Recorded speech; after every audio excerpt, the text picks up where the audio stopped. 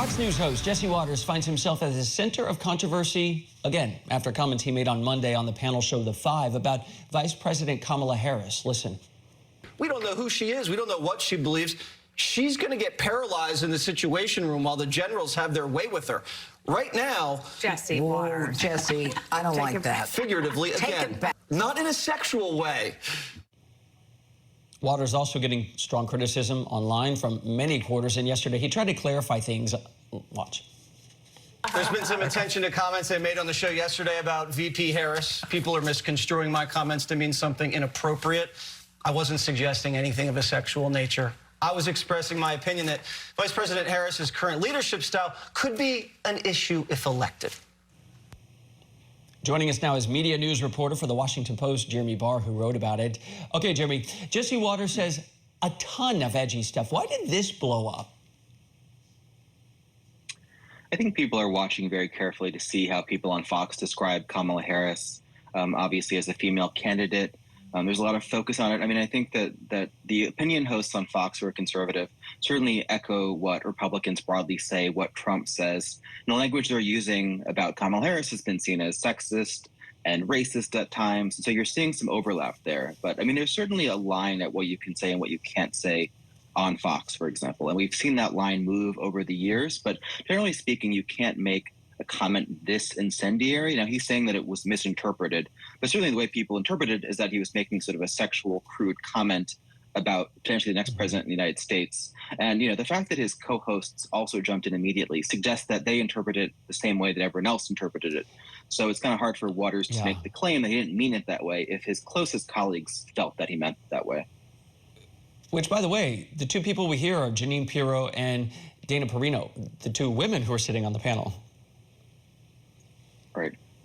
Yes. And I think that, Jeanine Pirro plays this role where she's sort of not quite his mother, but she's sort of watching out for him. And there's a history of her actually stepping in and saying to him, please stop what you're saying or take that back. They don't want him to get in trouble. And they understand that there's only certain things you can say on TV. And that's the way that what he seemed to be saying would have crossed that line. Which you point out in your article that at the end he says, my mom, who is kind of like this background invisible character, said that she's going to, flip to MSNBC, she'll be mad at me. But, in this clip, Watters immediately says, figuratively, not sexually. And then again, he says people are misconstruing my words. Like, he didn't say, I'm on here to correct matters, but he says, again, this was all figurative. You write that he makes a lot of off-color comments. It's part of a trend, but maybe Fox likes that about him, that he's edgy. Is that your sense? I think that's been one of the age-old questions. Someone like Tucker Carlson, who preceded Jesse Watters, we often discussed, as people who cover this company, this industry, we often say to ourselves, are we taking the bait by covering these controversial remarks? Are we giving them what they want to do? And I think in Tucker's case, almost definitely, he wanted people to be outraged. He wanted us to write stories about people being mad at him. He wanted us to reach out to advertisers and to see if they would pull their ads. He knew that he had Fox News' support, basically until he didn't, when he got pushed out. But I do think, Fox wants their hosts to be interesting, to be provocative. And I spoke with Watters a year and a half ago for my story I did about him. And he said that he's an entertainer. He wants to be entertaining.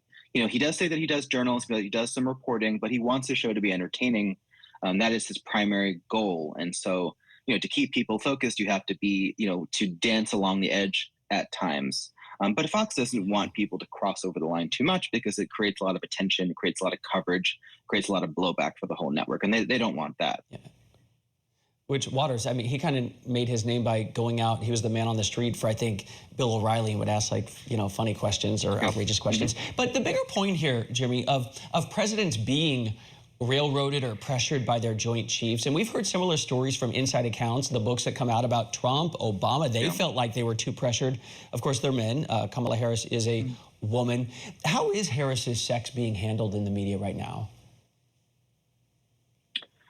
It's very tricky. I mean, because once again, conservative media is the primary place to watch. So the night that Joe Biden announced he wasn't running, I watched Fox for about 6 hours. I also monitored Newsmax, One America News Network.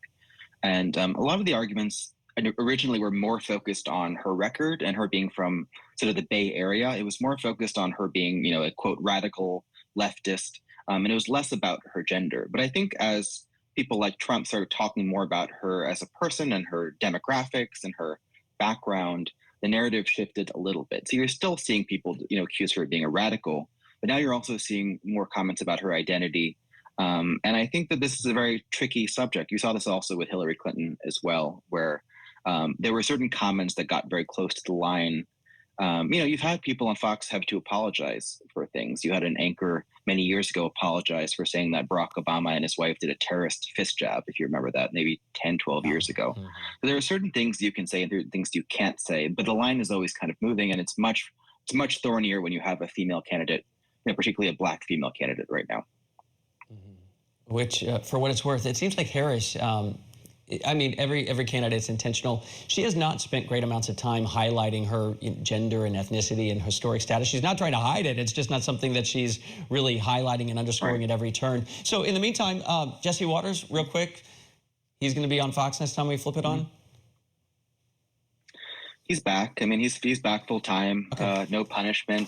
He said, but the fact that he said something yesterday suggests that there was a problem, right? That they had to address that. So historically, people say things on television all the time.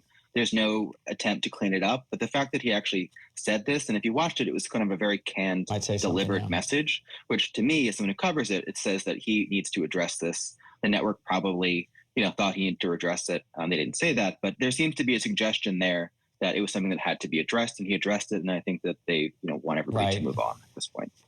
There's probably one email. Clean it up. Jeremy Barr with the Washington Post. Thanks.